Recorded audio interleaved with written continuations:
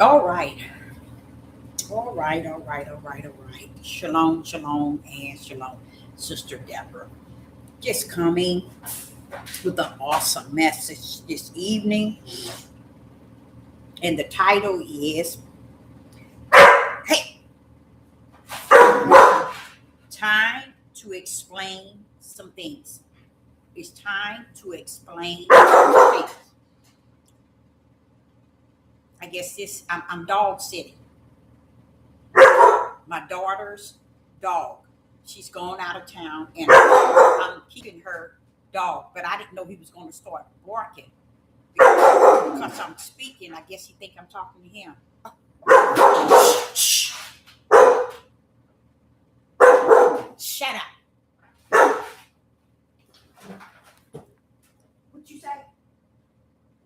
Shut up.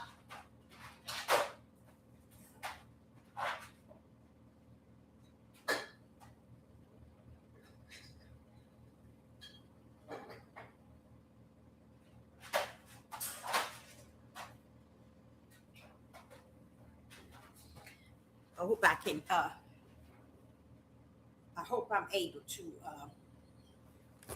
do this live.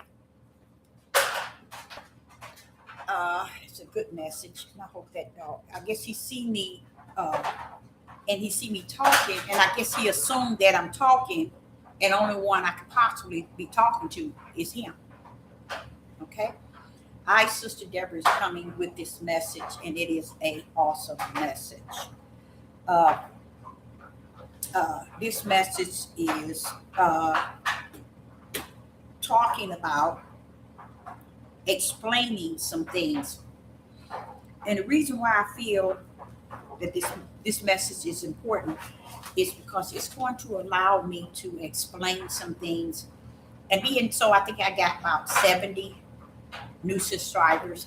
So I want to tap into some things I've spoken about in time past, and I'm just now speaking about it today.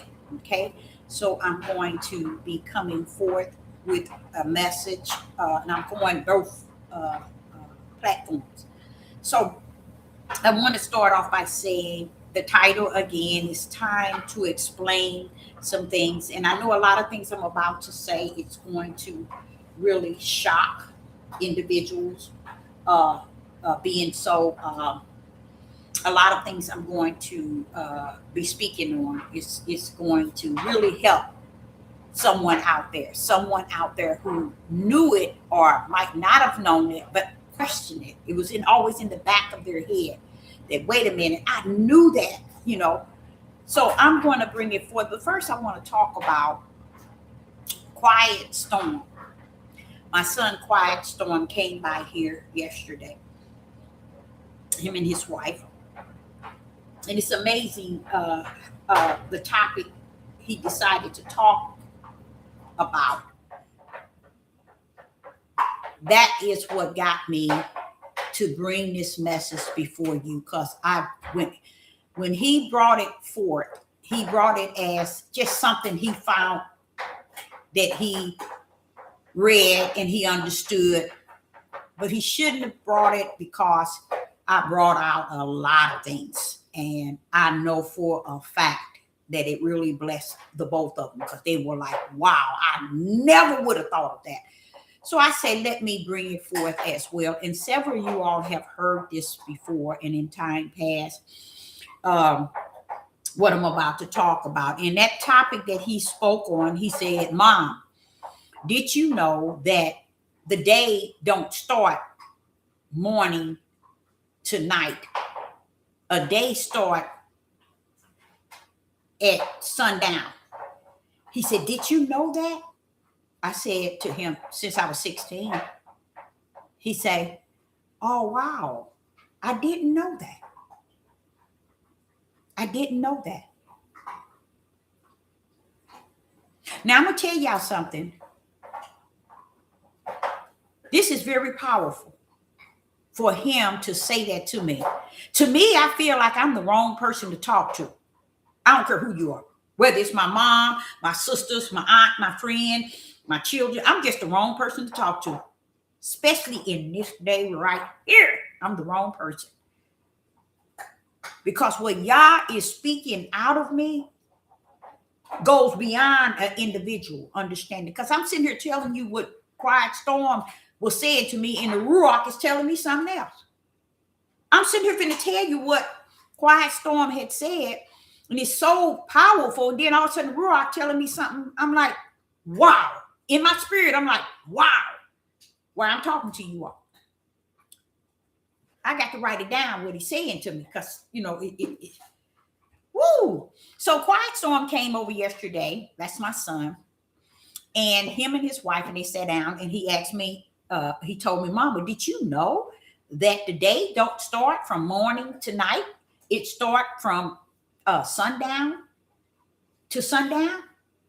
And I said to him, where did you find that at? See, I like to go dumb city. He said, oh, it was in Genesis. See, he think he telling me something. I said, oh, yeah. Where you say it's at?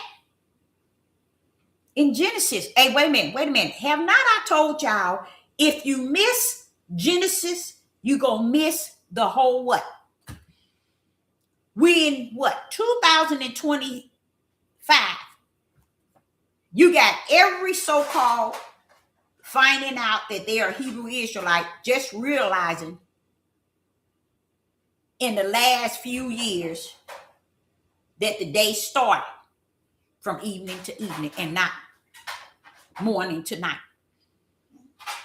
Here's my son sitting here. I wanted to ask him. I already knew where it was at. I said, where did you find it? And you're going to understand why I asked him. The reason why I asked him, where did you find that at? He said, oh, it was in Genesis. It says it in Genesis. He thought he was telling me something. He said, you knew? How long you knew? I said, ever since I was 16. But it was written in the beginning. So this shows you all that not... Hey, shut up.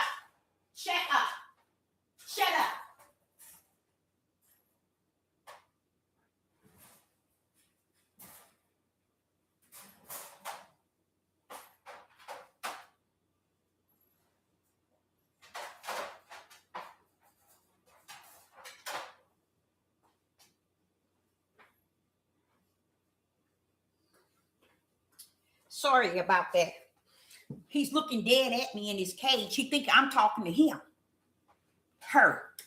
So let me tell y'all the power in him coming to me and saying that to me. Because it brought back memories, you guys. And how the Father said, if they miss Genesis 1, 2, or 1, 2, and 3, if they miss Genesis, Deborah, they missed the whole book. Or not we in 2026, y'all. Word is not that in the beginning. Tell me how long you've been knowing. How long have you known the way the Father in the kingdom, the Creator? How long have you known? How long have you known that the day don't start morning to night? Now take it away from how old you are, how long you've known.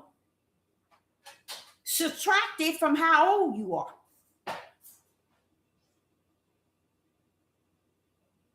And guess what? He created that in the beginning that way. So you see how Sister Deborah say to you all, it ain't so much as where you think you at. You're a long ways from home. When I teach it's about how the ball has been dropped and nobody's going back to get it. Going back to get it is to go pick it up, correct it, bring it in the light, bust it wide open with spirit and truth. You ain't gonna get nobody on these platforms. Nowhere in these churches, these synagogues, these temples. You're not gonna get them preaching and teaching it. But here he comes and asks me, and in my mind, is, oh, Father, just go all the way back. because it shows me how far people are really and have been from truth. And why in this end day, you knowing something that was started in the creation. It started in his creation. And we running around here talking about the Sabbath day. Like we really up on something. And don't even understand what the Sabbath day really represents. And the power therein. Don't know what the Sabbath day really defines. First and foremost, 99.9 have no idea of the rest. We know the kingdom don't need no rest. We know the Father don't need no rest. So what rest is he talking about? Another ball was dropped. 99.15 trillion never knew. Even to this very day, which is supposed to be the worst time ever. They still don't know. So when Quiet Storm come to me and he say, I didn't know that. And he said, Mama, how long you known? I said, since I was 16. You know why? I'm the type of person, I run straight into the throne. Anytime I want a question, I have a question. Wait a minute, why this like this? Why this like this? Why this? That was just me. I asked all the right questions. Why? Because something in me wanted to know truth. And let me tell you something, though. Don't look at this ugly flesh, because it ain't got nothing to do with the flesh. Something in me. Did I hear? Y'all didn't catch it, did you? Went over your head. I said something in me wanted to know truth. I ain't talking about the outside of who I am. I wouldn't dare give you that impression that I'm standing here telling you I know all this and that. I'm talking about something in me wanted to know truth. So when he asked me that, I'm like, say yes. I said, now let me tell you one thing.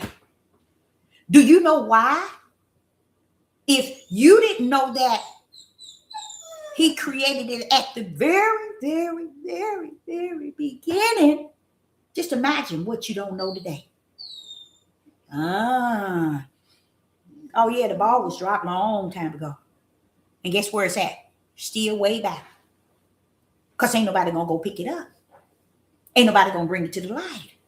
Ain't nobody going to bust it open in spirit and truth. They're going to leave it right where it's at. And you think the Father have a problem with it? No. As long as his have picked it up with full understanding. Like I told you, told Satan, you leave that light on. Satan know to leave the light on. For who? Those that belong to Yah. I ain't going to let you cut it all dark. You're going to leave the light on for mine. Because that light, they're going to see who you are. While you standing in darkness, they're going to know who you are. So you keep that light on for mine. Satan said, I don't have no problem with that. Shoot, you could have destroyed me before you even let me come to this earth. You could have chained me up down in the uttermost darkness. I thank you. See, y'all don't even got that sense to believe that, do you? Because you ain't got none. If the Satan knows how to have respect for the kingdom of my fathers, what's wrong with y'all? Y'all got some serious issues. It ain't that you got issues today, baby. You had issues long ago. We're going to cover some of that today. So when Quiet Storm come bringing that to me, I said, do you know if you miss something as little as the day that he created everything, he said it in each thing he created, the evening and the morning, was the evening and the next, let me get it so we can see it. So we can say it exactly the way he said it. Let's say it exactly the way he said it.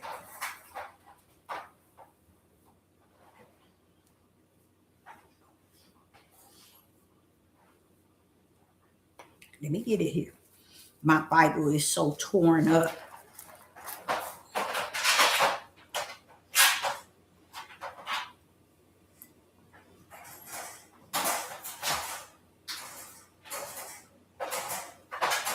Okay, here we go. Here it go in Genesis. I'm just going to do one of them. He said it throughout. So what Deborah, what are you talking about? I'm talking about way back in the beginning, the very first chapter. Genesis chapter 1 and verse 19.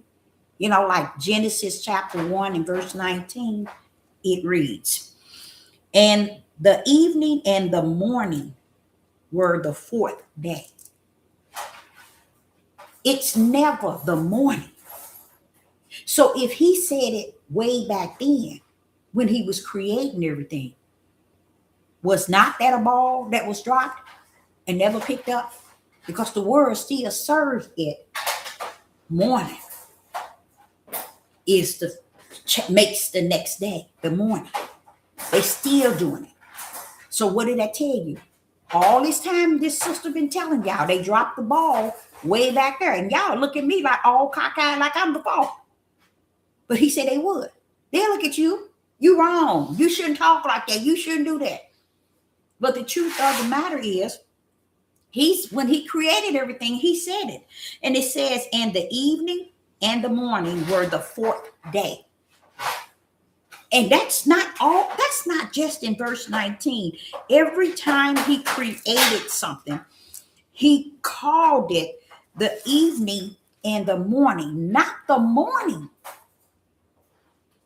So when Quiet Storm talking to me, I'm like saying, and that because it irked me because of the fact that it shows me exactly what the Ruach has taught me and sealed it in me, that I can understand they have missed everything I have created for them.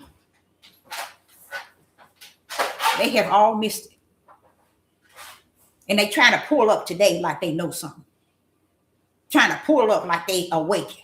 Trying to pull up like the light in their presence of them. And they still sitting around in darkness clowning. So when he's saying this to me, it bothers me because I'm looking, it made me really look at the fact that was another ball drop. I came to you all about the ball as far as the word and the power in the beginning, and what else? His feminine and masculine in the beginning, and he created her and him. That's his feminine and masculine. The image. He didn't speak of nothing but his image of a spirit,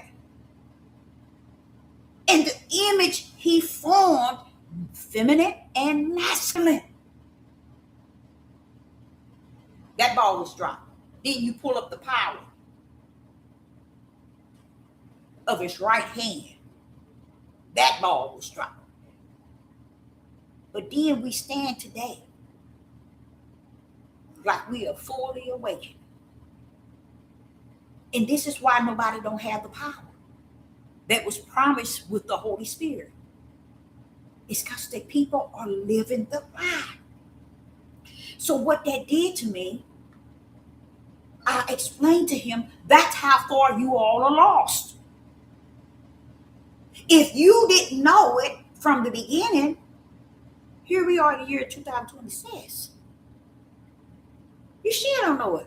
You just found it out. So just imagine what else you're missing. But guess where it was at, child? In the beginning. He did this in the beginning. They bypassed. Now watch this here. Deborah, don't go there. Oh, yes, I'm going to go there. They didn't bypass. Oh, don't you go there, Deborah? Oh, yes, I am finna go there. I'm finna go there. Oh, Father, y'all, I'm finna go there. They bypassed the word.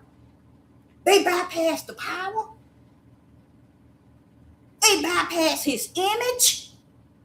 They bypassed his order where male and female supposed to be working on this earth as one. They bypassed everything. They even bypassed the idea. Everything he created, he said, in the evening and the morning was the next day. In the beginning, the ball regarding everything my Father created was dropped. And they stand in their tails today, calling themselves awakened. How many times have I told y'all? The only awakened of people have awakened to is stupidity. How about that? How you like me now? You like me now? How you like me now? Stupidity. That's what they awaken to. So I'm just looking at this here and I'm thinking, when he said that, that just made me go way back to the beginning and say, like, wait a minute. So just imagine how much you missing. This is what Sister Deborah been on this Deborah platform speaking.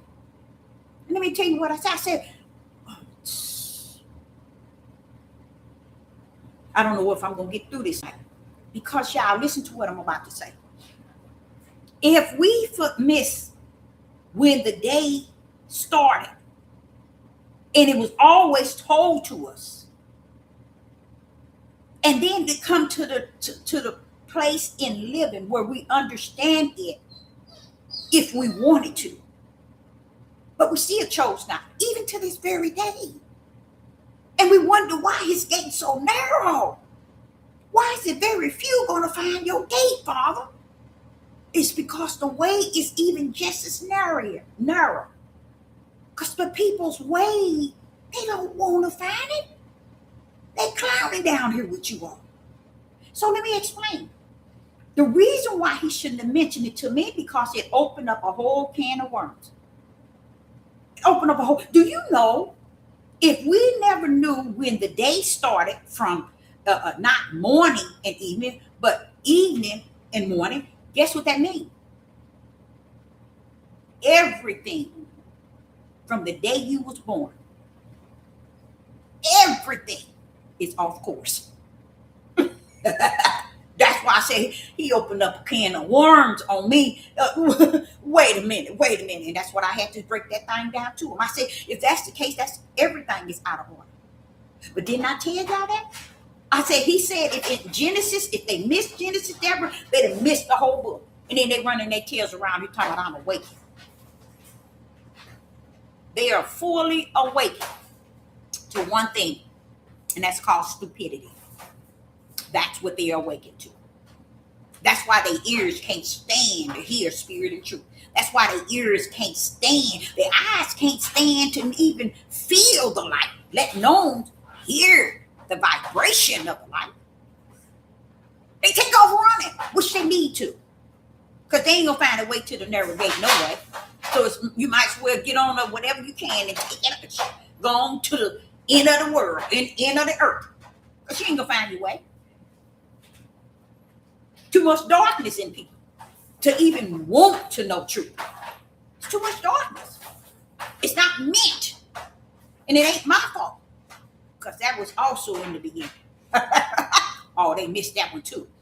But what it means is if we've been taking it the morning and the evening out of the order, when he said the evening and the morning, if we didn't took that out of order, that means everything we're doing on earth and have been doing since it exists, been wrong.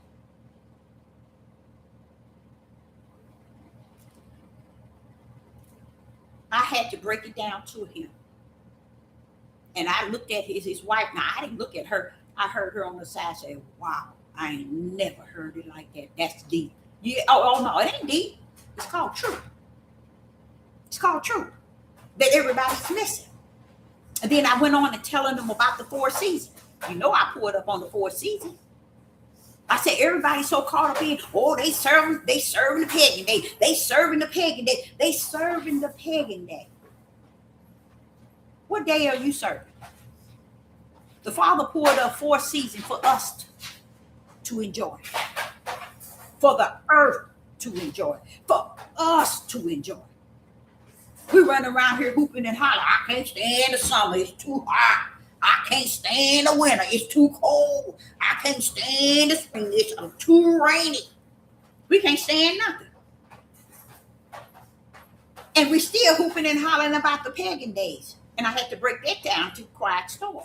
I said, now the pagan days, the pagan holidays, you got more people trying to tell them about the pagan holidays and fail to realize y'all gave you 4 seasons and you still don't enjoy it. He gave us 4 seasons for a reason. We sitting around here. Let me show you how crazy this is. Let me show you how stupid people are. They sitting around here talking about, oh, they celebrating all these pagan holidays. They celebrating Christmas. They the world. They the world. They the world. That's what they supposed to do. But it ain't you or your job to tell the world how to celebrate what they're in. It's your job to tell those that are not of the world, hey, we got 4 seasons. Let's appreciate what Yah has given us. They'll never come to the knowledge that Yah gave us 4 seasons for a reason. You don't hear not one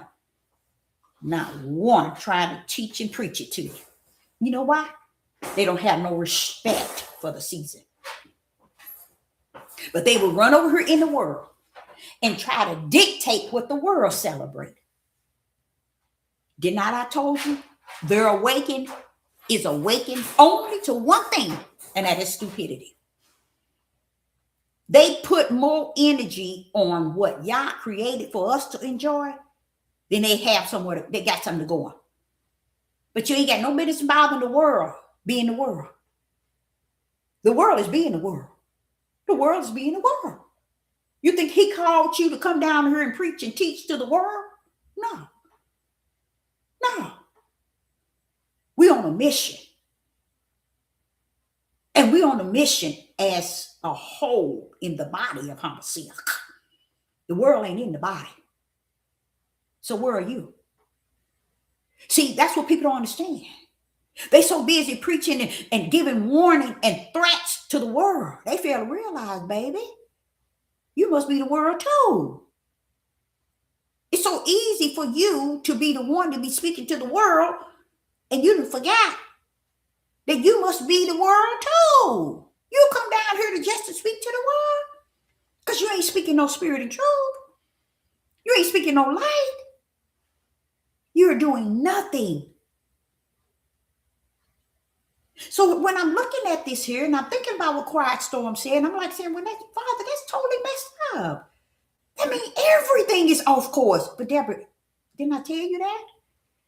But Father, yeah. Everything. Well, tell me how you feel, Deborah. I feel about right. That's about right. That's how I feel. That's how I feel. Everything messed up from before. But we running around here talking about, not we, they run around here talking about they awaken. So as I was telling him about the season, I said everything he gave for us to enjoy. And we can't even take advantage of it. I said, do you know the ground, the trees, everything can't wait for each season. They have a time to change up. I said, you know what else? What is New Year's to you? He said, I don't know. Okay. Want me to show you how? Come and go with me in the 4th season. See, no Hebrews can't tell me about no 4th season. No, the Hebrews can't tell me about when it's New Year's. You can't tell me about the New Year's. You can't tell me about the New Year's. Nobody can tell me about the New Year's. But those 4 seasons can. Those 4 seasons, I had to break this down to Quiet Storm. The 4 seasons can tell you when the New Year's put up or pulling in. The New Year's is when new things come forth. I said, what month is that? He said, that's spring. That's it. Ain't that one of his season? Why ain't we enjoying that? That's the New Year's. Even the things that dies during the winter. Enjoy it. Why? Because it's going to spring right back in. Come spring. Enjoy all of them that was once green, now they crispy brown. Dive into the leaves. Wake them up. Have fun. And then he began to tell me, I remember when we used to do that. Oh, yeah, bro. I was all for it. See, I told y'all, I learned those things not when I'm an old hen. I learned these things way back when I was young, having children. I took advantage of those 4 seasons because he taught it to me when I was 16. That's why I was always able to go into churches and listen to these people preach and teach and come out, tell my kids, now what he said, this, all of it was wrong. And I broke it down to them why. You see? Because the Father is greater in me than me in any church listening to a bishop, a priest, apostle, a prophet, or a prophetess, a Maureen, a seer, and watch. You can't tell me nothing. You have no spirit and truth resting and residing in you. And you definitely ain't got no light. So you run around here talking about, yeah, they celebrating New Year's and they January ain't sound. Find the real New Year's then. You ain't going to find it. Because you don't know nothing about the season. When the new things come up according to the season, that's the New Year's. Everything comes to life must die. Even you and I. That's my Father there, y'all, showing up and showing out. I run it all. I got it all orchestrated. So if the trees bloom up and the flowers bloom up during spring, they too must die. Everything coming up out of the ground, even us. I know we think we came out of the womb. All right. Why are you going back in the ground then? Why don't you go back up in your mother's womb? Oh, no, I tell you another one. Go back up in your dad's sperm. How about that? How about that? You want to tell the truth and shame the devil any time of the day? You speak spirit and truth. And stop standing out here clowning and acting a fool, speaking these lies and wanting to people to believe just anything.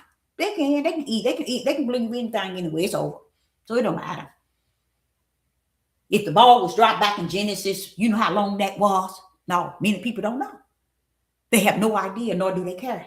They don't care about how long it's been.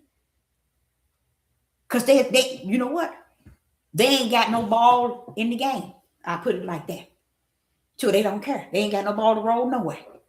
So even when we talk about the seasons and how things come up and how things go down, the fall brings it to the level of where it's falling down, preparing itself for death. You see?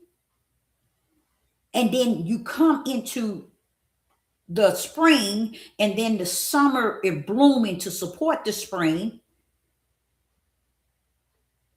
changing the weather for you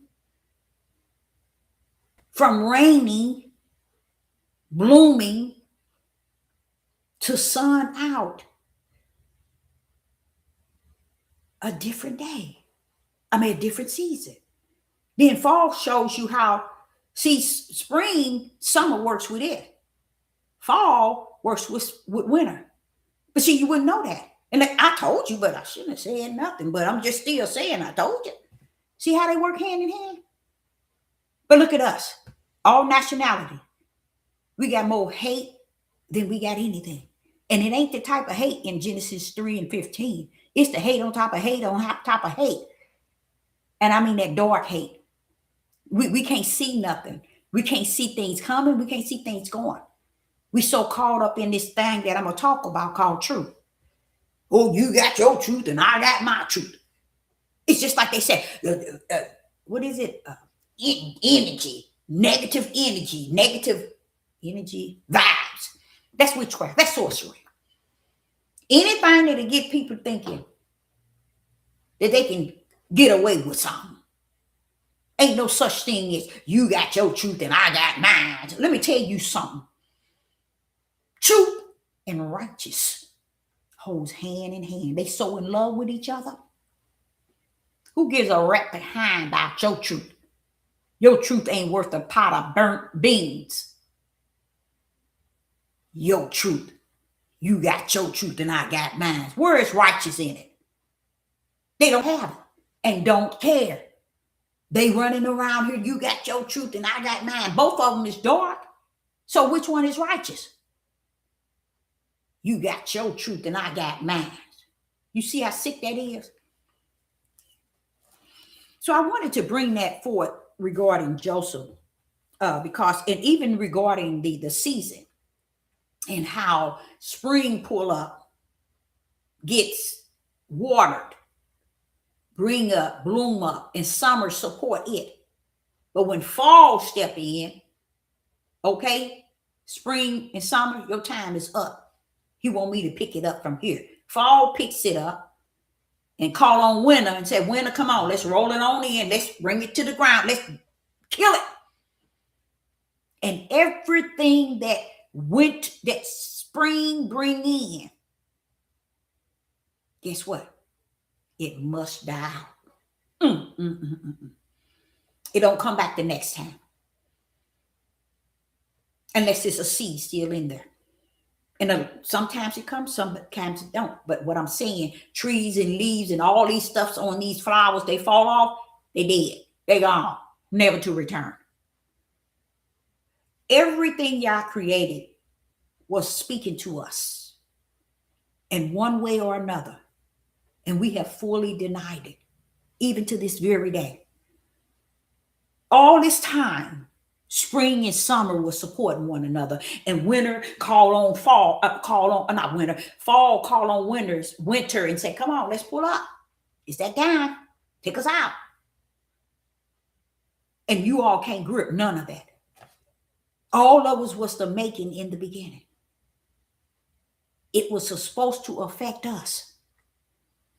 While we running our monkey mouths around here trying to talk about the world and how they serve and how they worship, and that ain't got nothing to do with you. He said, if you're in the world, but you're not of it, he letting you know, don't be about it. Let the world be about what it's about. Or are you about what you're supposed to be about? No, because you're so busy telling the world what they shouldn't be doing, instead of preaching to people what they should be doing. But you ain't got it. That ruach ain't in you. It's not a light to you. It's not spirit and truth taught to you. So you can't give nobody nothing. But whatever you're giving them, they eating it up like a full meal deal every day. These people are tuning in to trash day after day after day after day. They are not getting anything, but you would never know it. Because these people are eating more trash for their spirit than they eating trash for their food, for their flesh. Did y'all know that? The greater thing to have is proper spiritual food. But guess what? You see how everything that they put in the food that we eat for our flesh, guess what? That's how your spirit is today. It ain't got nothing good for the spirit. See? But see, you can see the stuff they putting in the food for the flesh. They contain everything that you put in your mouth, even for paper cups that you drink, the foam and the chemicals that they formed for you to drink out of. Talking about if water sat in it long enough, what it would do for its chemicals. Everything. Oh, nobody don't have a problem with that. They go in the store and they spend up and eat up and everything. But when it comes down to food for your spirit, no one has it. No one wants it. No one can care less. And you shouldn't. Because the greatest thing in you should have been a refrigerator to keep your food fresh in your spirit. And that refrigerator is the one that was promised to come to be a comforter, a teacher of all things, to bring that power, freeze that power of ice, to show you things to come, to reveal things to you, to teach you all things. That's the refrigerator for your spirit. It holds everything fresh. Oh no, I don't believe it. I don't believe it's a sad day. And that's why it says, in that day is a day like no other. It's people wouldn't even grip it that it is the saddest of the saddest, sad, sick, sin, wicked time on the earth because no one comprehends nothing. Okay, so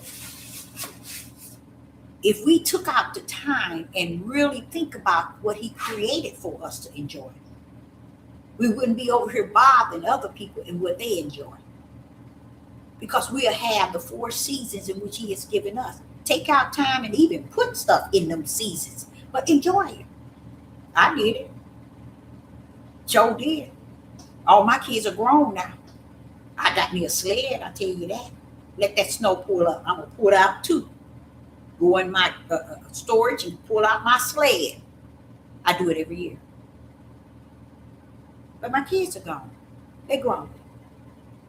But I know every season was given for me to enjoy.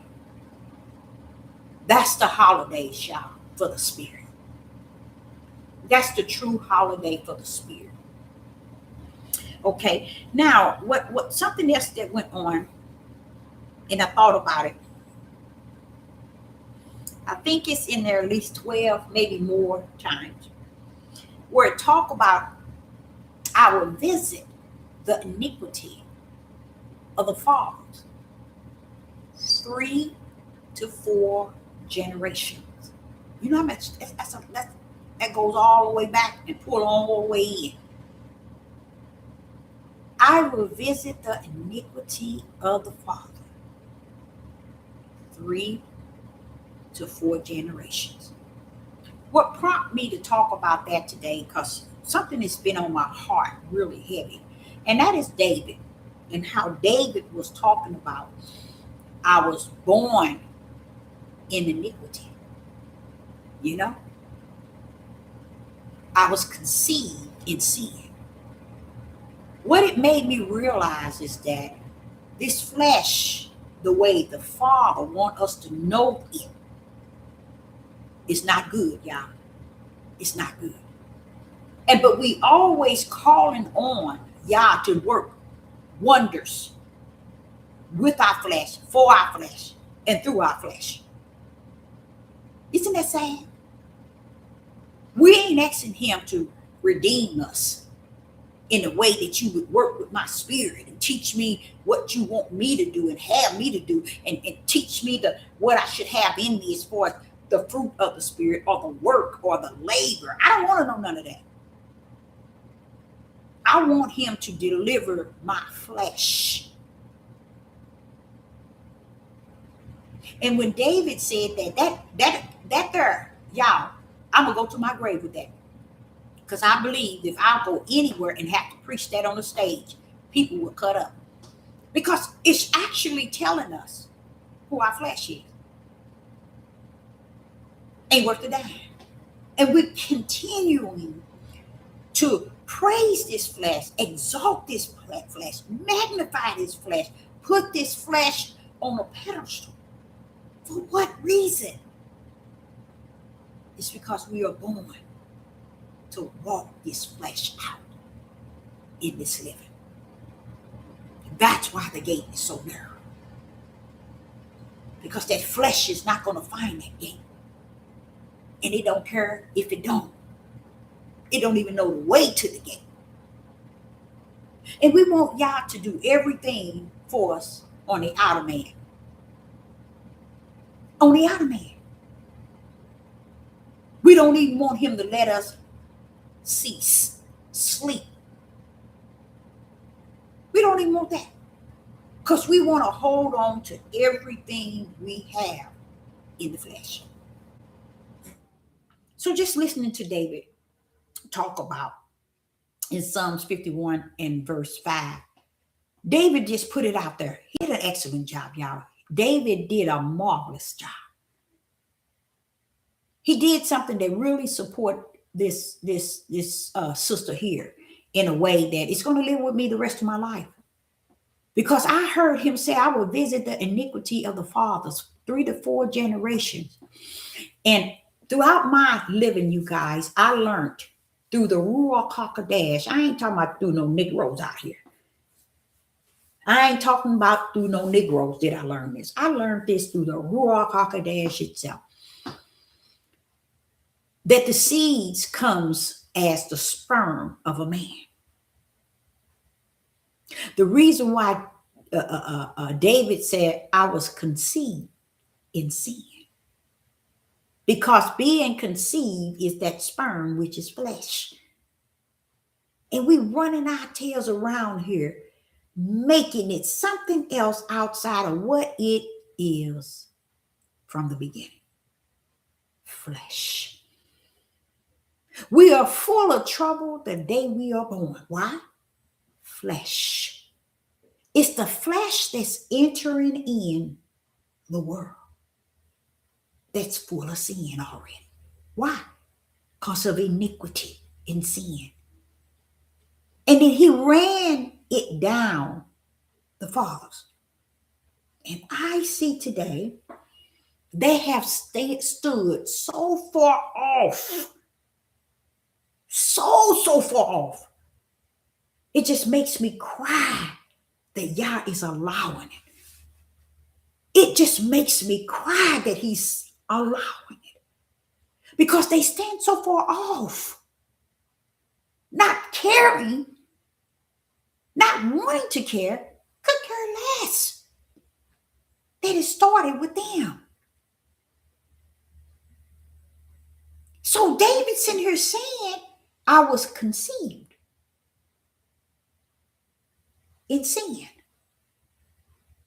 Yeah, you thought it was a blessing from Yah. No. I was conceived in sin. Formed in iniquity. That's before he was even born, y'all. I've been against you. I've even sinned against you.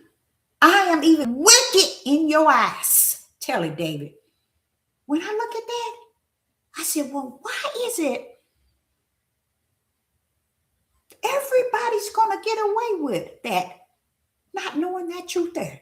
How could you do that, Father? How is it that you're going to allow all of these people, especially the men who held the seed that you son living down in the flesh, and they not know what I'm talking about?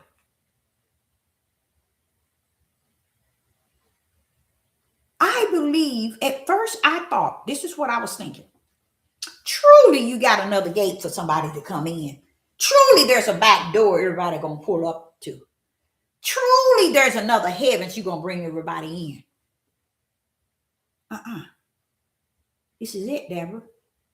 What you understand is he that's greater in you. This is it. This is a part of it's finished. And I'm like saying, but they think they awakened. And not just my own nation, but all these people, like Christians. They have covered every demonic, wicked, and evil on the face of the earth. They have been the shield to protect wicked and evil on the four corners. And they thinking they are being prosecuted because they are Christians. No. Guess what? Y'all judging your tail because you are Christians. That's what's really going on. You are being judged because you are Christian. See, y'all didn't think he was going to pull up. Oh, he out there. He pulling up. He allowing lawlessness, his wrath, his fire, and everything is pulling up on y'all. Somebody was talking about something that went on in the islands. Hey, don't come telling me nothing about nothing. I don't want to hear it. Because this is the day of Yah that was prophesied from the beginning. Just because y'all standing around trying to play like y'all in dumb city, that's on y'all. That's it. That is what you call it. And let me tell y'all something just coming to me. Just sitting here thinking about how everything y'all had created and everything that was done. You notice when the flood came, everything was destroyed. Who rewrote everything? You see? I, Sister Deborah, have full understanding why it's important to have the Holy Spirit, the Ruach HaKodesh, living in you. People are playing a lot of dangerous games, and it's okay. It's okay. It's okay. They're going to meet their match. Not they're going to, it's waiting to meet their match. Because as I'm seeing this here, I'm listening to David, and he's saying this, and I said, Father, but that's what it is talking about when it says, what David is saying is matching what it says about the iniquity of the fathers. So you come here like that. You come here already following the ways of your father. And then you're wondering, and you say that somebody's bothering you. And how many videos have I made lately telling you to search yourself? Look at yourself. Deal with yourself. Judge yourself. Work with yourself. That's something nobody wants to do. Why? It's better for me to blame someone else, to work with someone else, or to say that someone else is doing something. It's better because that's the only way people want to accept it. But when you look at it, it's something to see. Even though it comes with a form of long suffering, and that long suffering helps patience that's held up in you. So I want to go to Jeremiah chapter 1 and verse 5. The topic of this message is time to explain some things. In the book of Jeremiah, chapter 1, verse 5. Jeremiah chapter 1 and verse 5. And it reads, Before I formed thee in the belly, I knew thee. And before thou camest forth out of the womb, I sanctified thee and ordained thee a prophet unto the nations. I want to show y'all something. And I'm going to read this here 3 times. And I know it's going to go over many of you all heads, but I'm going to read it 3 times. Jeremiah chapter 1 and verse 5. This is what David did to me. Jeremiah chapter 1 and verse 5. Before I formed thee in the belly, I knew thee. And before thou camest forth out of the womb, I sanctified thee. And I ordained thee a prophet unto the nation. One more time. Jeremiah chapter 1 and verse 5. Before I formed thee in the belly, I knew thee. And before thou camest forth out of the womb, I sanctified thee. And I ordained thee a prophet unto the nations. Today, let me get this here right. Let me see.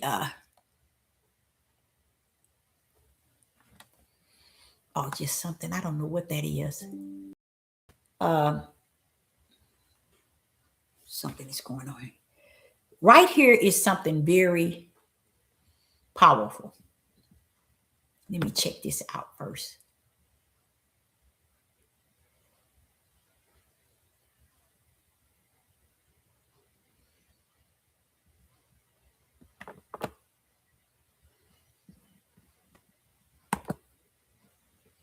Okay, I want to say something about that.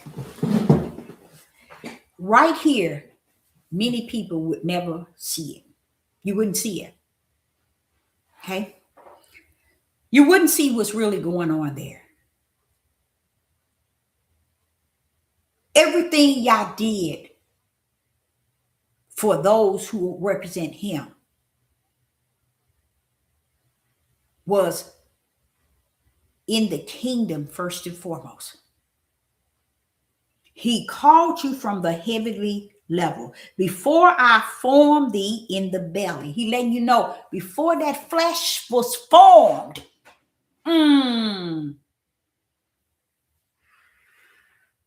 I had you written according to my will. Jeremiah chapter 1 and verse 5. Before I formed thee in the belly, I knew thee. Why? Because he's speaking of your spirit. He's speaking of your spirit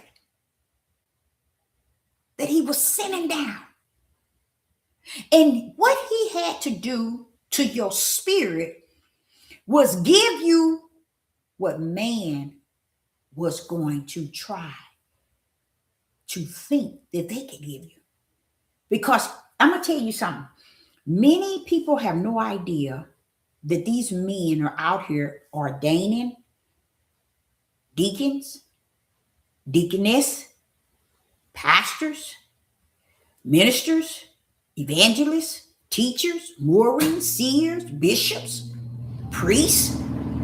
Every time you turn around, some flesh is ordaining another flesh to be something that Yah has not called them to. Look how this world accepts that. These are people who has been assigned to be born of the flesh. Flesh got to give them these positions. So they take these positions which flesh has called them to, and they run in it. And that's what you see today. All these people on these devil platforms running in a position that they called themselves to or somebody else. A lot of the men are running to be something that Yah did not call them with the holy calling. Why? Because the holy calling comes before you step your tail into the womb of a woman. And that holy calling is eternal. And he lets you know. Listen to what he says. Before I formed thee in the belly, I knew thee. And before thou camest forth out of the womb, sanctified thee. And I ordained thee. All of this stuff that he did is what he did to you in the spirit. Why? Because he knew when you hit that earth, your mess was going to be a hot mess in the flesh. So he had to do a work in you, in your spirit. So he's letting you know.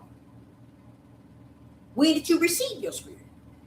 When your mother released you out of her and he blew his breath in you. These are the gifts that he gave you. Because he called it before heaven and earth was even created. It was written. Listen to what it says now. Before I formed thee in the belly. That means before your mother even conceived you. I knew thee. Whoa, how did you know me? I was going to blow you in a spirit. And in that spirit, guess what I did? I sanctified you. And in that spirit, I ordained you for a mission of the prophet. How many of you all can call out your holy calling? That's what you call holy calling. What is your holy calling? What is yours? What is yours? What is your holy calling? What is yours? What have Yah called you to? What are you putting forth to show or to not it ain't even for show, but to identify what Yah called you to be or called you to? Why is they? Every one of y'all servants was done exactly like Jeremiah was done. We were called out before we got down here with a holy calling. He said, I sanctified you before you was in your mother's womb. I ordained you before you was in your mother's womb. Before you was even formed, I knew thee. I know it. You rather hear these men tell you the lie than to hear the truth. You see that? Now he's sitting here telling you we don't have the power to try to make it the way we want to make it. We was ordained, predestined, and foreknew before we got our butts down here. Because he knew when you get down here, that sin, that iniquity, it's going to be in you. But I got to prepare you for me in the spirit, because when your flesh get down here, it's going to cut up. But I got you on the other side. Every one of his servants, he did like that. But the way people run their mouth today is that you just come in and you just say, I know I got it. I know I. But he's letting them know. He let David know about Solomon. He communed with Solomon, telling him how his daddy didn't build him a temple, and told Solomon to build him a temple. Why? Yah has invested in us, y'all, that are truly, truly the servant of the Most High God. We're supposed to be the hated of the hate of the hate on the face of the earth. And we are. People will look at me today, all cockeyed. And they would deny, they would turn the moment they hear me say something that might cut their throat. That's a good thing, y'all, in case you didn't know that. So here you hear Jeremiah in the book of Jeremiah, and he was talking in verse 4. Then the word of Yah, Jeremiah chapter 1 and verse 4. Then the word of Yah came unto me. Wait a minute, hold up, Jeremiah. These people down here, hey, Jeremiah, these people down here, Father Yah, Jeremiah, these people down here think the word is their book they got.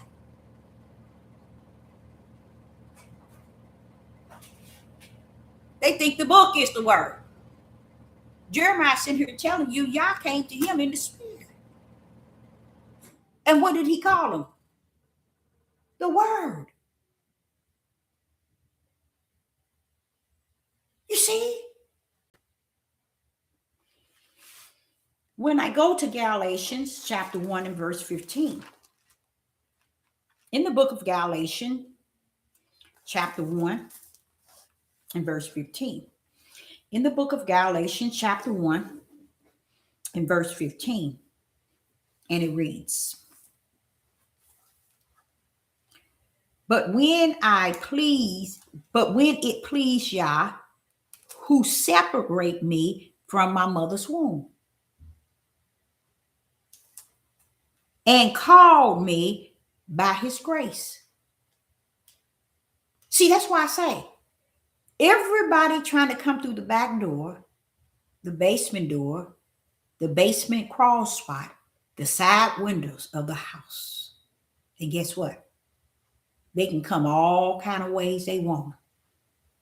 But the front door is what already been prepared. You can't come in the front door because you have to have what it takes. And what I see as a prophetess in the wilderness, people coming every way. And everybody said, they telling you, when you look, let me tell y'all something. I came in through the basement door. It's wide open. Then another man opened him a church. 3,000 members. Well, I came in too. I came through the side of the house. The window was open. I came in that way. They came in all these ways of a house that was vacant all the time. That wasn't the house of Yah. This was a vacant house that all these people, even on YouTube, who have opened up these platforms, teaching and preaching, these are all ways that they snuck in. Facebook, Instagram, Twitter, YouTube, Patriot, Rumble, they all snuck in, portraying to represent the real house.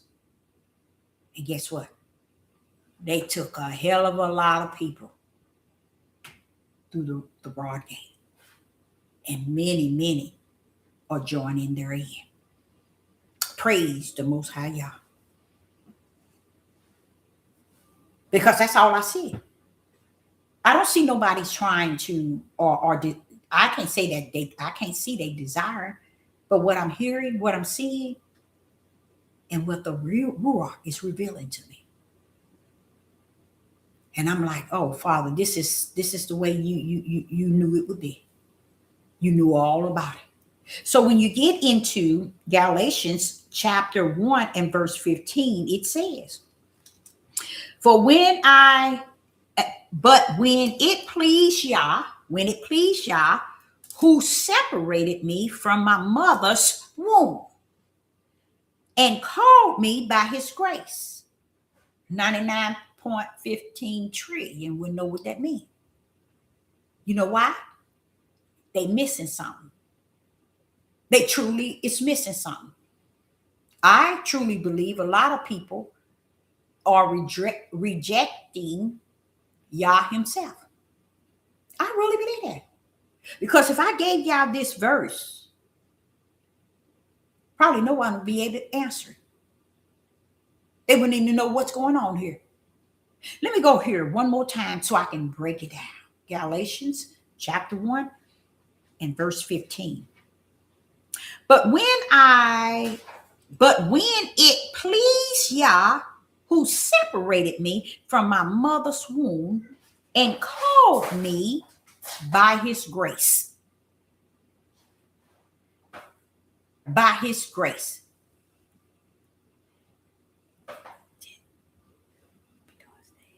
Oh yeah, that's definitely it. And they don't have no problem rejecting the truth, none whatsoever. So here in Galatians chapter 1 and verse 15, when we tell y'all what that's saying, he's letting y'all know. Yah, here in 15, he says, separated me from my mother's womb. You know what he's talking about? From flesh. He separated me from my mother's womb. The separation was he was born of the spirit, not born of the flesh. People today have no idea that their spirit is either born to walk their flesh way or the spirit is born to walk the spiritual way. You see? So therefore, it's letting you know. He said, he separated me from my mother's womb. I like that because y'all picked in and said, this one mine. Make sure this is mine. That's all he said. I'm going to make sure this is mine. Let me make sure it's separated. I like that. That's beautiful. When you think of the Most High Yah doing this here, that's beautiful. Because he knows. You ain't finna go and rumble in the flesh in this world. I'm separating you from that flesh of your mother's womb. From when you in your mother's womb, I'm going to separate you. That's why I tell y'all, when you in your mother's womb, you do not have the breath of life until he breathed it into you. And that's what he did here. He separated that spirit of that individual from his mother's womb,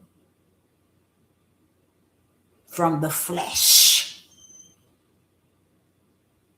Yah will show up and show out in the midst of what belonged to him, and for his name's sake that he has invested in you before the foundation of the world. Okay, so that's another good one. And then I want you to come go with me in Ecclesiastes. I saw something there that also kind of did something to me. The book of Ecclesiastes, chapter 12. And the only reason why I'm bringing this up is just showing me how it made me think of what Quiet Storm was telling me, and then how I was telling him how far from Genesis the world is fully lost in. You know, they a long ways from home, you guys. People, you all are a long ways from home. Ecclesiastics chapter 12. Let's go there. And I'm going to show you an example here. Let's go to verse 12 and 13. I really wanted to stay on one verse, but then I heard the next one and I said, oh, I love this, because it ain't that I heard it. The Ruach spoke to me. Okay. So in Ecclesiastes chapter 12, verse 12 and 13, let's go to verse 12 first. He said, Solomon is saying to them, and further, by these, my sons, be admonished of making many books. Don't go making a lot of books. What the first thing the tribe of Judah did when they first realized, or they think that they awakened, they ran out the books. You see? And that's why they screwed up now. They screwed up and they screwed down.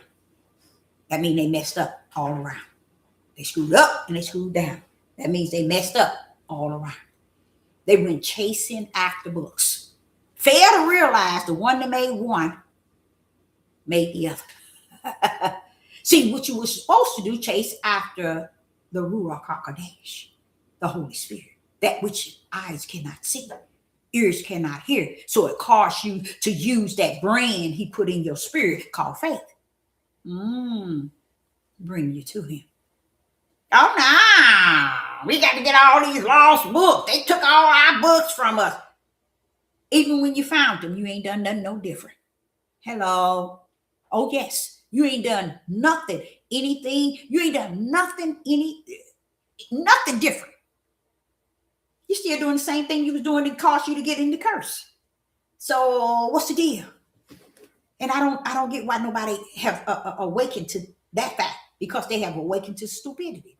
So just hear what in Ecclesiastes chapter 12, verse 12. And further, by these, my son, be admonished of making many books. There is no end.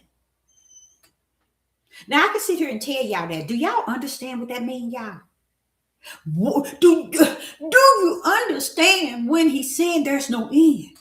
That means you're going to be chasing your tail in a circle the rest of your life. Chasing books.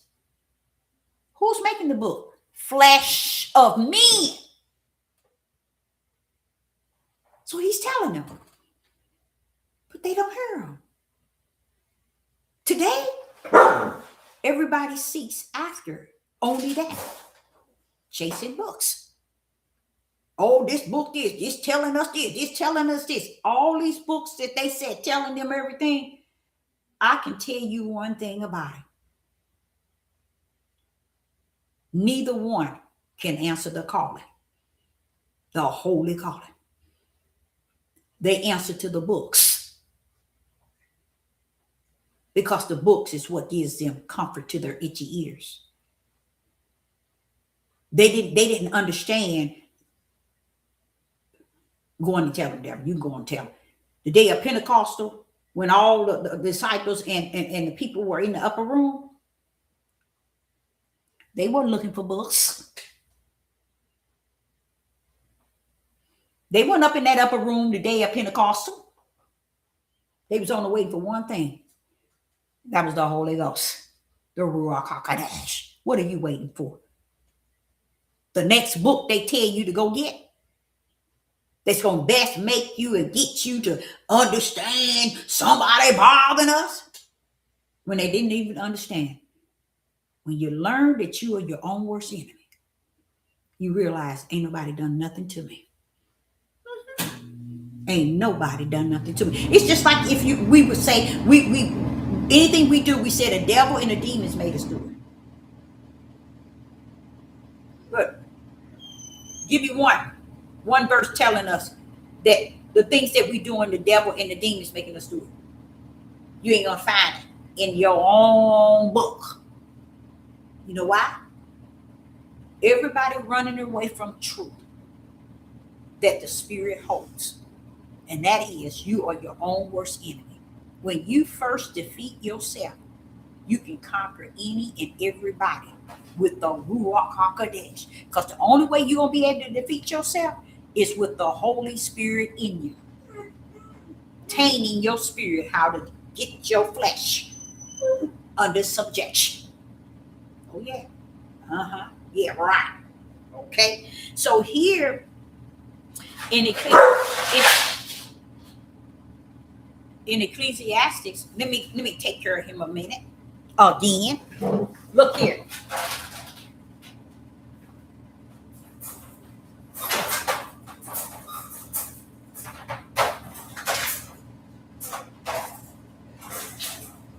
Stop.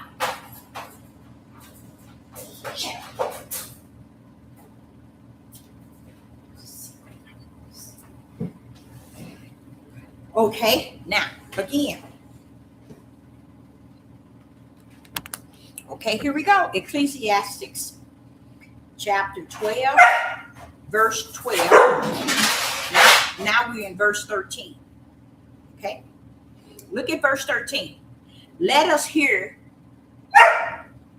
the conclusion. Let us hear the conclusion of the whole matter. Fear Yah and keep his commandments, for this is the whole duty of man. Notice what it says here. Let us hear the conclusion of the whole matter. What do you see there? Y'all got 4 brands. You have to have one of the brands. You have to have one of the brands. See, you got 2 fears. One fear is in the flesh. Then you got this fear of the spirit. That's the one that y'all brand you with. He's telling you have to have the fear. See, that's what we messed up at.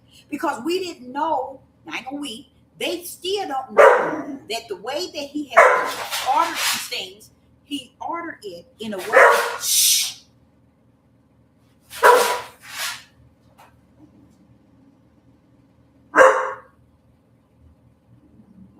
Okay, I deal with that. Okay, the way he's telling us, he said, fear Yah. You see that? Fear Yah. That fear Yah is not your fear that you have in your flesh. That's a fear that he grants. He grants those that are his spirit. So that's the spirit he said. He's identifying fear Yah. Do you think he's asking you to use your fleshly fear to fear him? How about that? You think he's asking you to use your fleshly fear to fear him? No. He's talking about that one of those brands. He got 4 brands that he has, that he brands our spirit with. Righteous, belief, faith, and fear. Listen to what he said in verse 13. Let us hear the whole conclusion of the whole matter. Let us hear the conclusion of the whole matter. Fear Yah. He only speaking to somebody that fear Yah. Why? Because he branded his to fear him. And keep his commandments, for this is the whole duty of man. He ain't talking to all of y'all. He ain't talking to all of y'all. He talking to the ones that he has branded with one of the 4 brands. He only brands your spirit, you guys. You see? It's the spiritual brand. Fear Yah. He ain't telling flesh to fear Yah. Y'all don't want your flesh fearing him. He only interested in your spirit. You trying to make your people, 99.9 has made their flesh serving Yah. And they don't even understand. He said he don't have nothing to do with your nasty flesh. How about that? David sat there and told y'all in Psalms 51 and verse 3. Was it 3? No, 51 and verse, Psalms 51 and verse 5. My flesh ain't worth a dime. It's totally against you, Father, in your eyesight. And we running around here thinking it's all about the way our flesh feels about our Creator. What kind of wretch behind is that? When we can't even serve Him with this nasty flesh. Oh, they don't care. People don't care. They don't get it, and they don't care. They figure He gonna get it the way they want it, and there ain't gonna be other way. We got to do it anyway. We got the majority going through the broad gate, so we going that way. That's how people think, y'all.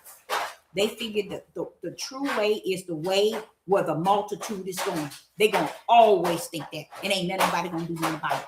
It's nothing you can do about it. So if you think that Yah is coming down here in the day that He created to be the worst of the worst ever on the face of the earth, and you think if for 1 minute He coming around here to change it for you, keep waiting on it. You'll see the tribulation. You'll feel the perilous time. You'll feel the wrath. You'll feel the judgment. You'll feel the fire. And you're going to get tried by that fire. How about that? Yeah, right. I know what you thought you was getting away with something. Oh, yeah. He gonna get you. Don't think he ain't. Okay? So here in Ecclesiastes chapter 12, in verse 12 and 13, you have to really understand what it's saying. You see? And 99.15 trillion don't. So that's why I say, I notice even being on this devil platform, you can see the narrow gate. I can see the narrow gate, a 20 trillion miles long. I can see the narrow gate. I understand it. It took a lot for me to really embrace it. It took a lot because everybody ain't who you think they are. I don't care what role they play. And that gate, respecting the fact that the gate gonna always be narrow, that's beautiful. That's beautiful. That's like letting me know that don't look for it to change, no matter what. Don't look for it to turn around and go by faith. No, Praise the Most High Yah. So let's go to Deuteronomy chapter 6, verse 2. I'm just going through verses I might have even spoke on before, but Deuteronomy chapter 6, verse 2. In Deuteronomy chapter 6 and verse 2, let's see what it's saying. It says in Deuteronomy chapter 6, verse 2, that thou mightest fear Yah, thy Yah, to keep all His statutes and His commandments, which I command thee, thy and thy son and thy sons' sons all the days of thy life, and that thy days may be prolonged. Okay, so here let's go over this again. Let me bring this up a little so I won't be looking down. Deuteronomy chapter 6 and verse 2. That thou mightest fear Yah. You see that fear again? That thou mightest fear Yah. Why? You might be the ones that fear Yah, because Yah has put His brand fear in your spirit. Thy Yah, to keep all His statutes and His commandments, which I command thee. Thy and thy son and thy son's son all the days of thy life, and that thy days may be prolonged. Now, this shows you right here in how they had stolen the identity of woman, okay? And they have nailed it to sons. What's the problem then? Why ain't they taking the responsibility that He said this here to the males, to the sons and sons? Look like 3 generations. Why haven't they took a hold of that and realized that, wait a minute, He's speaking to 3 generations. Sons, thy son's son. Come on now. Why ain't they focusing on that? Why ain't nobody talking about, well, okay, y'all, He's really talking to the men. They ain't gonna do that. They're not going to do it. They're not going to tell you the truth. And that's all the churches, from the Roman Catholic to the Jesuits to the faith ooze, all the way down to every denomination. These men have been in these denominations and they have never came to tell nobody, not even their families, the truth. And what you see is what you see. And a lot of people act as if they don't see what's going on. He's sitting here saying, and thee and thy son and thy son's son all days of thy living life, and that thy days will be prolonged. Now he's speaking to them. He's speaking to them. He's speaking to them. But he's speaking to those who fear Yah. So that's why you don't see it in the world. They're the ones just going through the narrow gate. So the world can't see this because it's not talking about them. It's talking about the sons of sons of sons of those who what? Fear Yah. And a lot of people, they've been in the church 80, 90, 100, died, perished, not even knowing truth. But it's still Yah's will because he knew them before the foundation of the world. Wow, that's deep. So here, the reason why they can't teach and preach it, because he's talking to a set of people that fear Yah, sons, sons, and sons. That's why you won't find it in the churches, in the temple, in the synagogue, in the place of worship, and all these different Christian churches, Baptist churches, Jehovah's Witness, and all that. You ain't gonna see it. They ain't gonna teach this. Why? Because he's talking about the sons that fear Yah.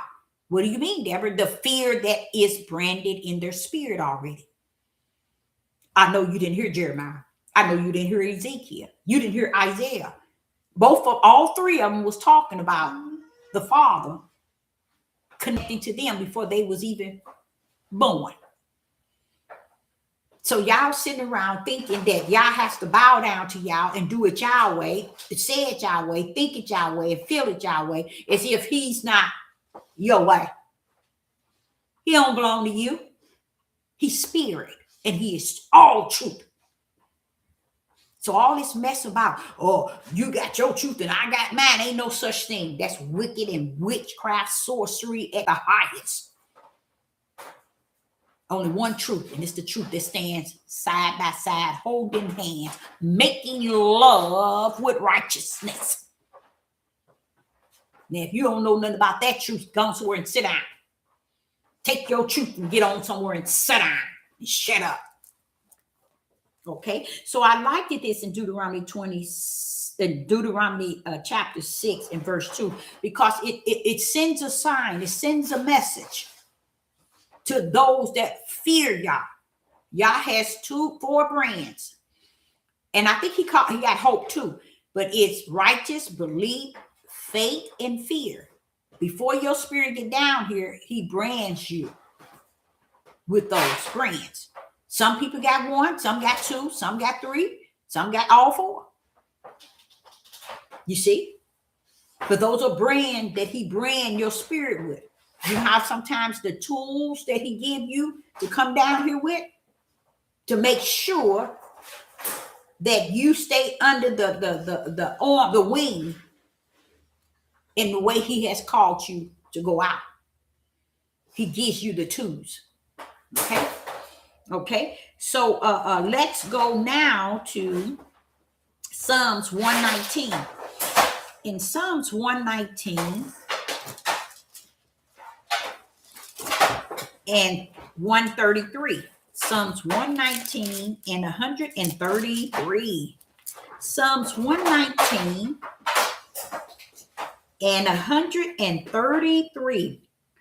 Order my steps in thy word. Do y'all see that? Can y'all see that? I know that's went over your head, but can you see it? Let's go back to Psalms 119, verse 133. And what does it say? Order my steps in thy word. You see that? So how could this book be the word that David is telling him to order his steps in? He's telling the Father, order my steps in thee, Father. Not a book. The ball was dropped in the beginning. People thought that the word was the book. They thought that the word was the book. I'm going to have to, next time my video, I'm going to have to be inside a different room so he can't see me. He's moving. He see me talking.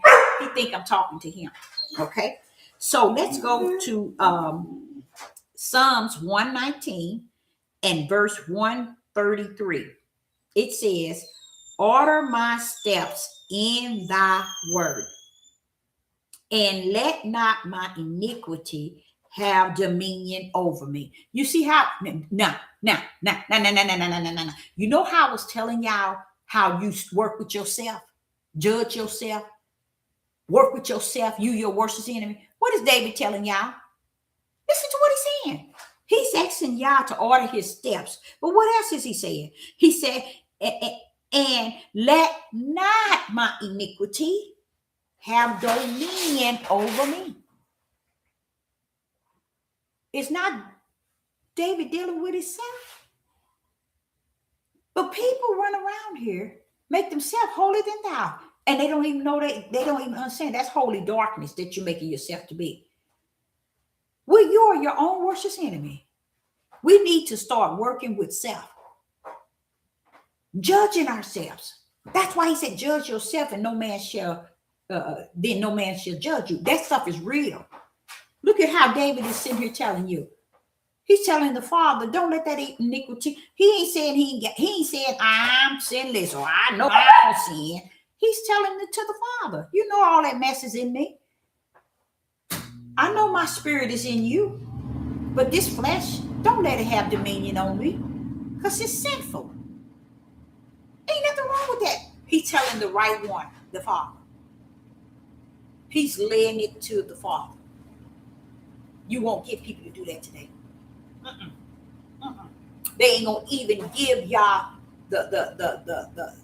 his own spirit to know that they are willing to come before him and ask him, or to say to him, I recognize I'm ugly. I got sin. I do this. I do this. Oh, ain't nobody gonna do that, y'all. These Negroes out here today, and not just the Negroes, these people in this world today doing all this stuff out here, and nobody's owning up to it.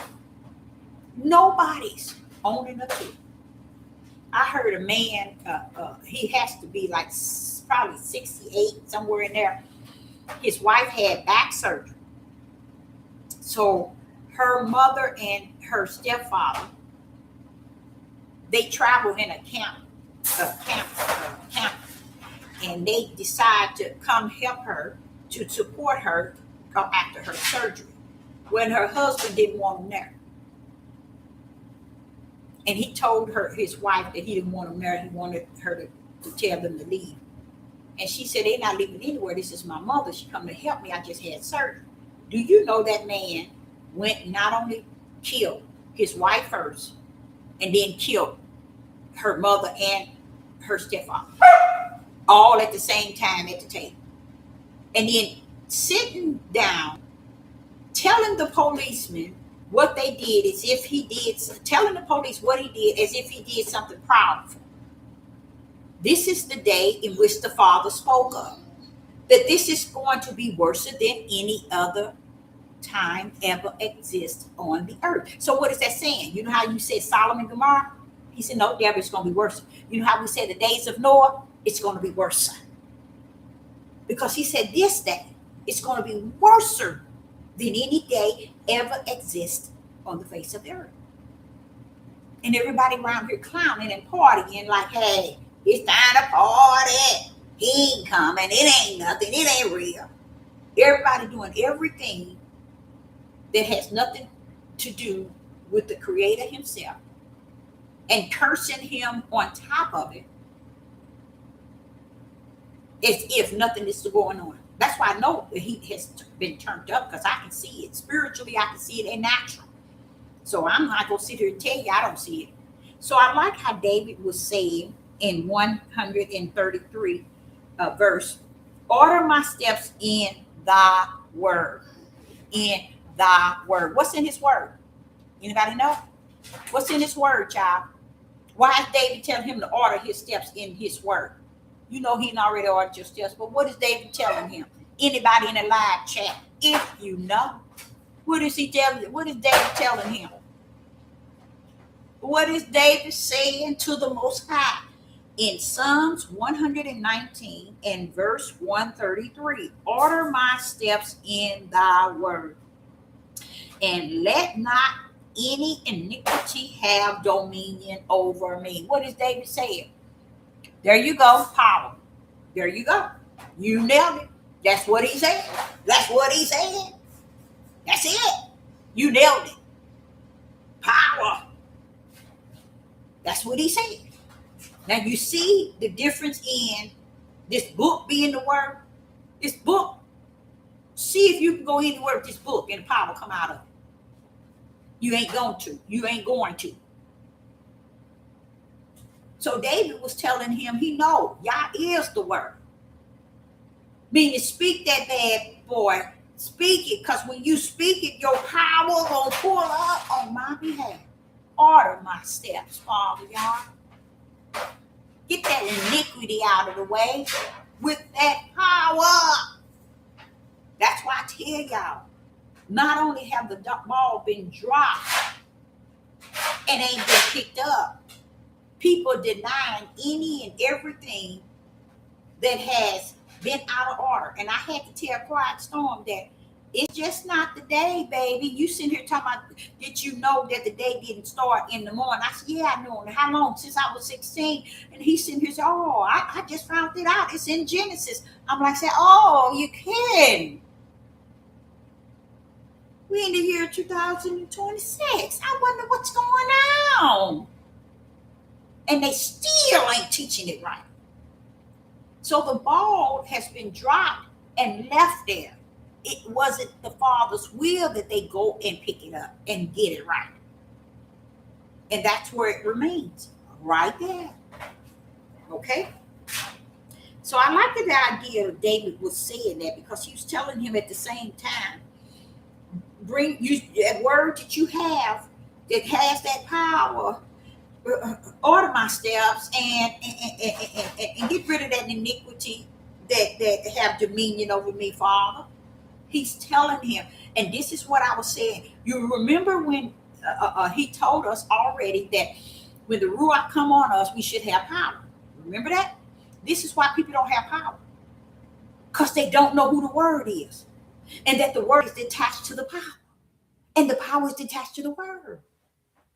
So when they get the hooping and hollering, said in the name of so and so, in the name of this, and you get your tail somewhere and sit down. You don't even know who the word is, let alone the power. So who are you talking about in the name? David knew. David said that word, because he knew that word and that power is hand in hand. It was with him in the beginning. Okay, my next one is Ezekiel chapter 18. Ezekiel chapter 18 and verse 20. In the book of Ezekiel chapter 18 and verse 20.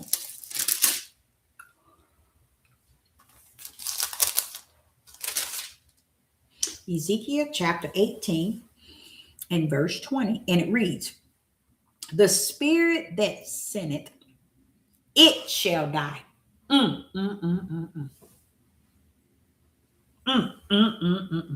The son shall not bear the iniquity of the father, neither shall the Father bear the iniquity of the Son. The righteousness of the righteous shall be upon him, and the wicked of the wicked shall be upon him. Did y'all hear that? Let's break that down. Break it down. Break it down. I like that. I like that. Okay, let's go there. In the book of Ezekiel, chapter 18, and verse 20, and it reads, "For the spirit kicked soul to the curve that sinneth, it shall die." See, what people thought was, they figured if they put the soul there, you really wouldn't get the understanding of what this is talking about. I'm going to break it down. Verse 20, the spirit that sinneth, it shall die. The Son shall not bear the iniquity of the Father, and neither shall. Hey, okay, y'all, 1 minute, please, before.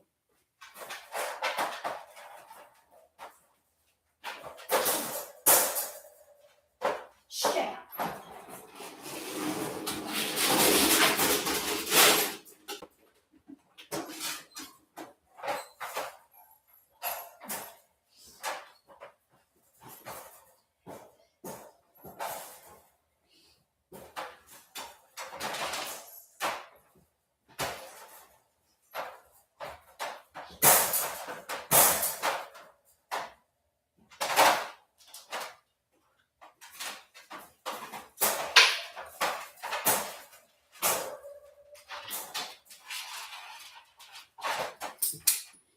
I got to pull that cover. That dog done pulled the cover I had put over the cage.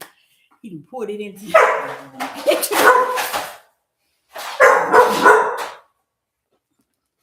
Let me act like I don't.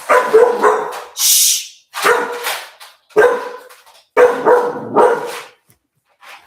1 minute.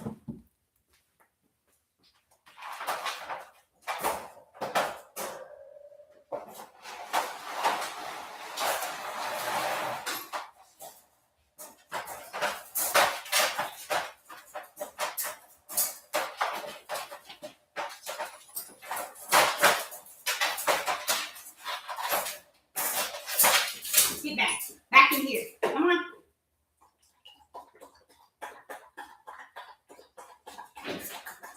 In your cage. Into your cage. Shut up. Shut up. I ain't talking to you. Stop it now.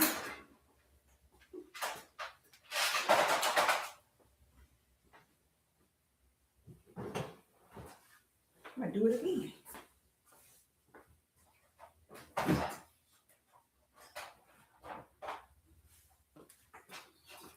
There, I covered it up again. Okay, I'm sorry. I'm so sorry. Now, listen to this, you guys. Ezekiel. No, that's Ezekiel. Yeah, Ezekiel chapter 18 and verse 20. It reads, "The spirit that sinneth, it shall die. The Son shall not bear the iniquity of the Father, neither shall the Father bear the iniquity of the Son. The righteousness and the righteous shall be upon him, and the wicked of the wicked shall be upon him."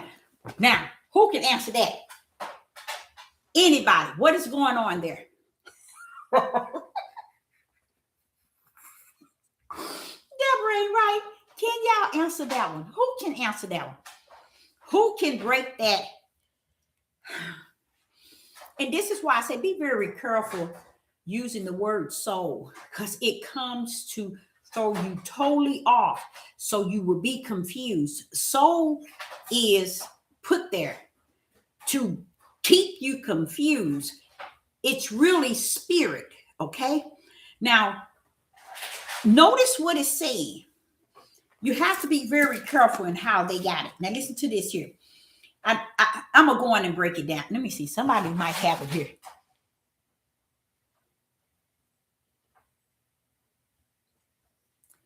Someone says,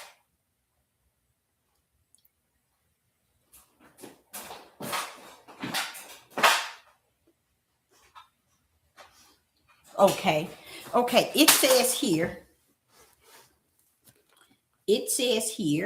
in Ezekiel chapter 18 and verse 20, and the soul, it says soul, but it means spirit, because it's letting you know how the wicked spirit and the righteous spirit, it is not talking about the righteous flesh or the righteous flesh or the wicked flesh. It's talking about their spirit. It's talking about their eternal spirit, you guys. He's letting you know the sin, say the iniquity of the father goes down 3 to 4 generations, okay? But what he's saying is, even though the sin goes down 3, 4, the iniquity on generation and generation of the father, he's letting you know each one, the father and the son, and it's going to be judged by the wicked or the righteous. You see? So that if they come and they repeat every wicked act that their fathers, then they're going to go down like their father. But if they come down here in their father wickedness and they turn and they go in the way of Yah, then they're the way of the righteous. But he letting you know that, listen to what he's saying. He's saying the spirit that sinned it. Because people don't think that their spirit sins. Baby, your spirit is your eternal destiny. When you are born of the flesh, that means you're born to do the will of your flesh. But if you're born of the spirit, that means you're born to do the will of Yah's spirit. So that's why it tells you one that comes one is born of the spirit and one is born of the flesh. He that is born of the spirit, he that is born of the flesh. So here is the same example, but what he's telling you, the iniquity of the father, the only way the liability of the father is going to reign in the children or 3 to 4 generations, it's going to reign in them if they are following the same spirit that their father followed. You see? Then if the generational curse is broken and the son don't repeat the same thing dad has done, the iniquity of the father, or even the father might turn like Paul did, from his wickedness, which it was set in him, the day, the hour, the minute, the second that Yah tossed him off for that, it was on. Off his horse, it was on. His whole mission began. Okay, so what he's saying that the children is not going to pay the penalty in the eternal for the sin of the father if they did not repeat the sin of the father throughout generation. But what you have here is a constant. Just imagine, y'all, if they would teach that in a place of real sincere worship. Just imagine what that would do to the sons, what it would do to the father. Just imagine. The first and foremost is that they know that the father knew that your sins, your children, Yah is going to visit their iniquity 3 to 4 generations, almost to the point letting you know, the father, if you're doing these things going to reign in your children. But what do Yah always have? A ram in the bush. He always have a ram in the bush. That means that one of your children might not be carrying the iniquity that you've carried as a father, because Yah sealed him before the foundation of the world to come out of that generational curse. That's why I'm so disappointed in the Judah. All that you've gone through, all that you've been through, all that you have done toward the Father, the Creator himself, and you still can't seem to get it right even to this day. It's the Father's will. It's Yah's will, because he knows only what he got invested in Judah belongs to him, not Judah itself. Same thing about the house of Israel. It's not everybody in the house of Israel that belonged to Yah. It's only what he got invested in the house of Israel. Okay? So Sister Deborah is going to see someone is constantly speaking, and I'm sorry I haven't been tuning in to what is being said, and I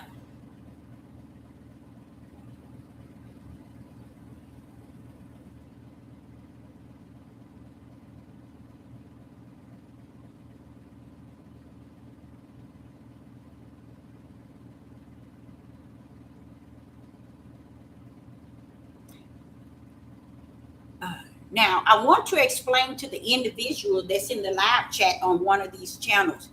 First and foremost, a child don't have the ability to take his own breath. If that was the case, Adam would have took his own and got up. Okay? What people don't understand, they will not give Yah the glory. They won't give him the praise. They won't give him the honor. No one gets up. And I'm the person that can tell you that's a lie from the pit of hell. I have had 3 babies.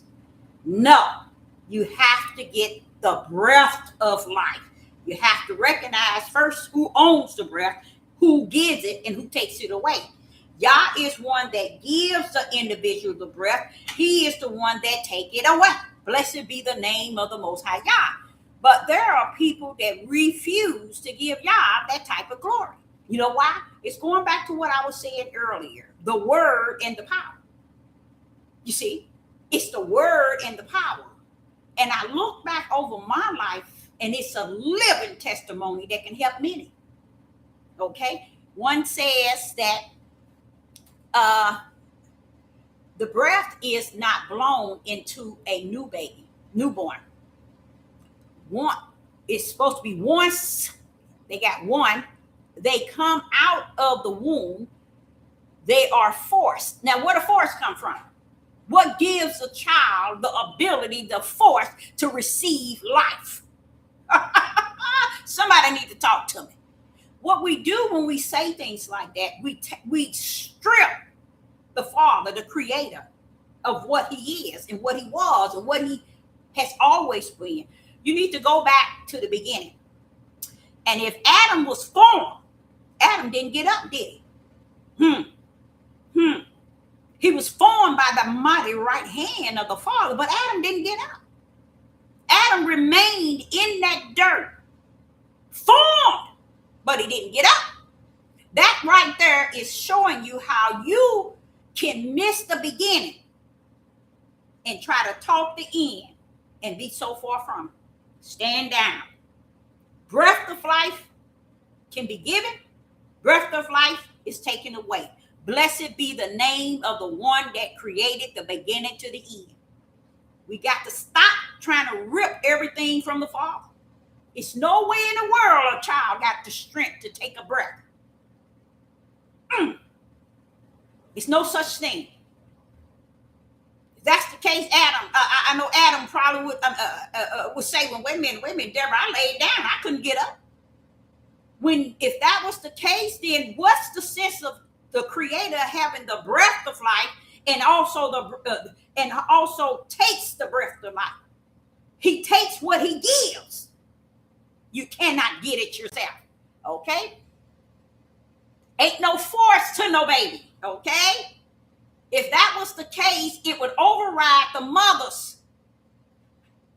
the child being in the mother's womb. Okay? If the child has that type of force to take a breath. It's no such thing. The breath of life comes from the Most High Yah, and it's not a force thing. It's Yah. It's the creation. Go back to the beginning. That's where you need to go back. And you tell that to the beginning when you see Adam still laying down without the breath of life. That's how you have to take it. You have to take it with the understanding that in the beginning, he said he breathed the breath of life. If you strip and call it today a baby having the ability and the strength and the power to breathe on their own without Yah, somewhere you need to go back to the drawing board. I mean, you better go soon. We ain't got that much time. You better go real quick.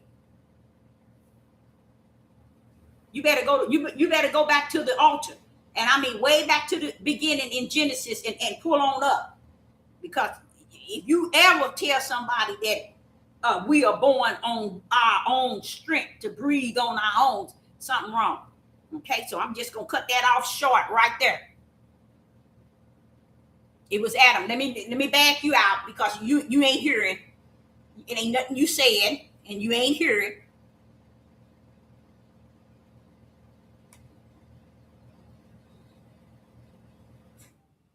You ain't hearing. You ain't listening. You're hearing yourself. You're talking to yourself. You have no wisdom. You have no knowledge, and you don't have no understanding. Even what you even talking yourself, you don't even know. Okay, back to this here. Okay.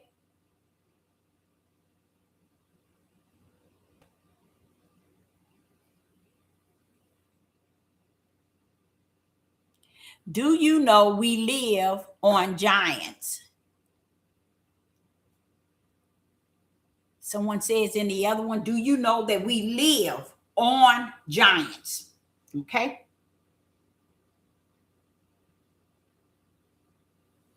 Yeah, I knew it. I knew it because I'm sorry that I didn't look at what they were saying while on here because I was so busy, just talking about the topics. And when someone come in, that's why they come over here is because they think they're going to spread their power.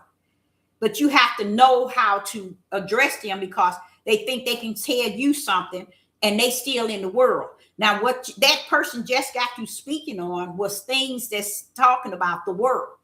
It is not spirit and truth what they said. They're saying that when we come into the world, we have the force power in us to breathe on our own. And when we all know that life and death is in whose hand? So how is it it's in our hand to breathe? I never see that. Someone over here says that, do you know we live on giants? This is how far they have done what Solomon was saying and what many books, many studies, and many things that they get involved in, and they don't have the basics. Why? The ball was dropped back in the beginning of Genesis, and they don't have the basics. But by them not having the basics, they try to pull up today, and they all the way off. How far are they off? They in the front of the line and the back of the line of the broad gate. That's sad. That means they suffer to not even find their way. Why? We in the midnight hour. We in perilous times. We done pulled up on tribulation. We in the time of lawlessness. We in the time of judgment. The fire of Yah has been kindled. We are in a time, and I just was so amazing to me. People are running their mouth and not even seeing what they are involved and what is actually is happening in the world today. I was looking at my kids thinking that, Father, they don't have a sense to see what's actually going on and taking place in the world. Because their world is their world. Like they said, my truth is my truth. Your truth is yours. People say that. That's how people live in this day and time. We got one saying that, do you know that we live on giants? Now, what is that to do with where we are at today? What is that to do with where we are at today? And how can you get on a topic that you are on top of or you're living on giants? Too many books bring worrisome to the flesh. I like that when Solomon said that. I forgot to share that with y'all. He said it brings a worrisome to the flesh. So you know what that means? Depression. That's what I'm trying to tell y'all. I try to tell y'all. Let me show you what in Ecclesiastes. Let me go back here and I'm gonna show you. I'm gonna show you what he said. But see, this is the sort of stuff people don't want to hear. It go in one ear, not the next, and it's okay. It's gonna be what they're gonna become. They're gonna be. This is the sort of stuff that's gonna come upon them. And this, I ain't gonna say it's going to. It has happened already. In Ecclesiastes, let me see what page that was. See, I put a cover over him and he can't see me. So he thinking when he see me talking and I'm moving, he think I'm talking to him. Ecclesiastes chapter 12 and verse 13. Let me go there. Ecclesiastes chapter 12 and verse 13. Nope, it's verse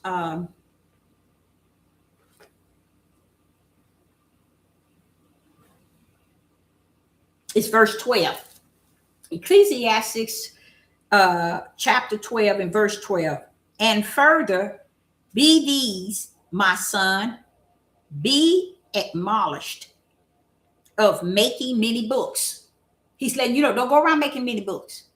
Watch what it does to you. Y'all watch this here. There is no end. Mentally, y'all, do y'all hear me? Mentally, there's no end. So they got the books of the giants. They got all these books of this and this telling you about the giants. There's no end. Watch this here. And much studying these type of books is a worsomeness of the flesh. This is where depression come in, y'all. This is why depression is winning the world.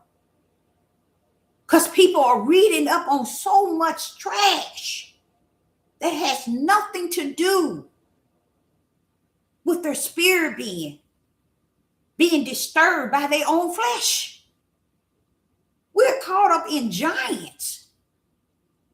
Living, I'm supposed to tap in on this individual saying that do you know we live on giants? See, nobody look, I'm going to end tonight, y'all. That's it. What did I tell y'all? When it come down to the Most High, y'all, nobody gives him the glory.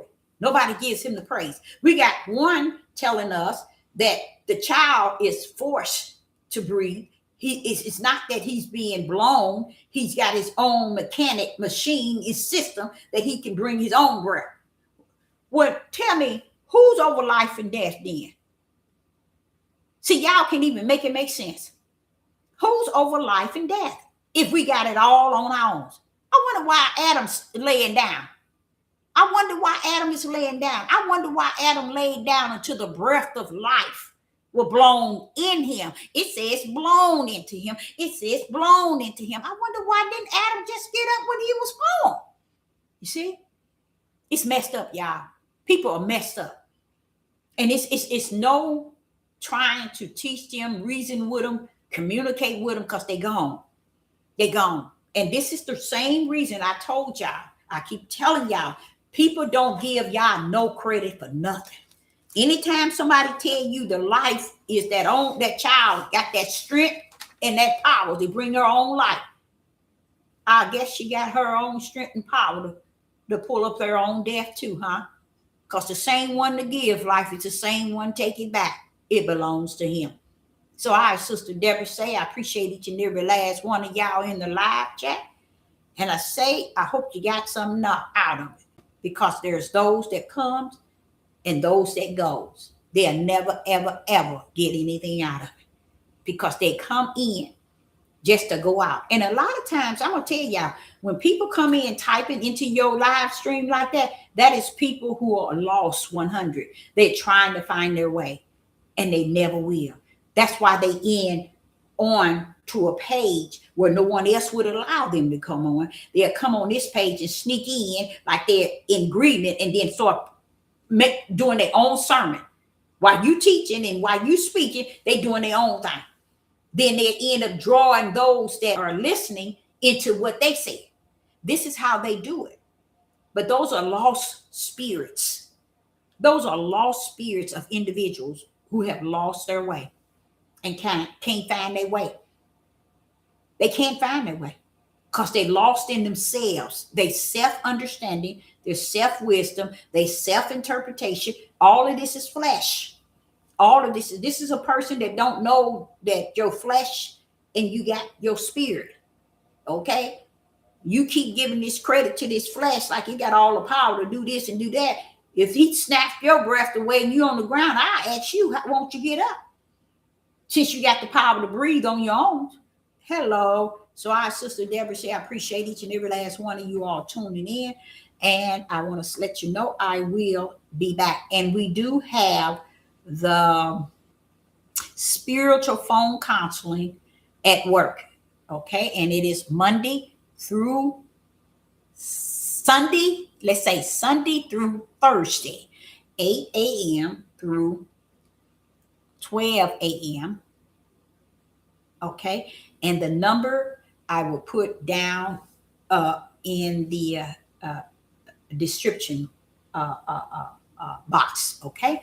So I, Sister Deborah, say unto you, you all have a wonderful evening. Shalom and shalom.